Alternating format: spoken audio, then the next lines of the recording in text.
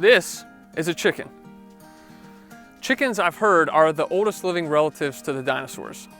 In fact, scientists have concluded from fossils that the Tyrannosaurus rex actually had feathers that sprouted from his head, neck, and tail.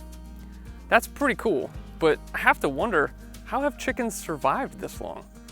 I mean, it's not like there's some kind of undercover apex predator, and it's not because of their large brains. I think it's because they produce something of value, eggs. And if they didn't produce something of value, they probably would have gone the way of the dinosaurs, extinct. I think when it comes to our relationship with God, we can fall to the same conclusion about why we're still here. That we produce some kind of value, and that's why God keeps us around. And if we stop producing some kind of value, then He'll get rid of us. But let me set the record straight. Spoiler alert, God doesn't keep us around because we provide some kind of value for Him. We live in a culture that's highly transactional. If I give you this, you give me that. If I do this, then you'll do that. If you produce value, then you're worth protecting. But that's not the way that it works when it comes to our relationship with God. Where the world often first wants something from us, God first wants something for us. If we view our relationship with God based on what we do rather than who we are, we miss out on understanding how God really sees us. One of Jesus' closest followers, a guy named Peter, wrote a letter to the early church, and in it he gives insight into how God sees us.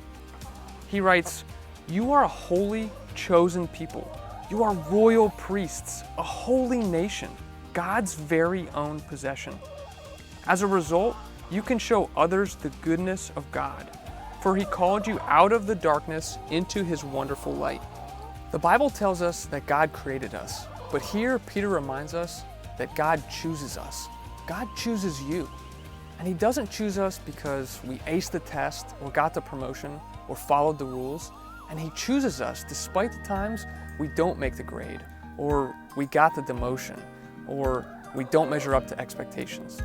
God chooses us because He loves us, and we are His.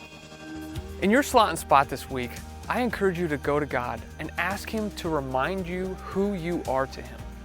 And if you have doubts that He chooses you, invite God into that doubt with you. God chooses you, and He'll meet you right where you are.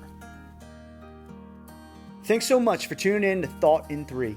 If you enjoyed this content, make sure you subscribe, like, and hit that notification bell to stay up to date with everything happening at The Journey.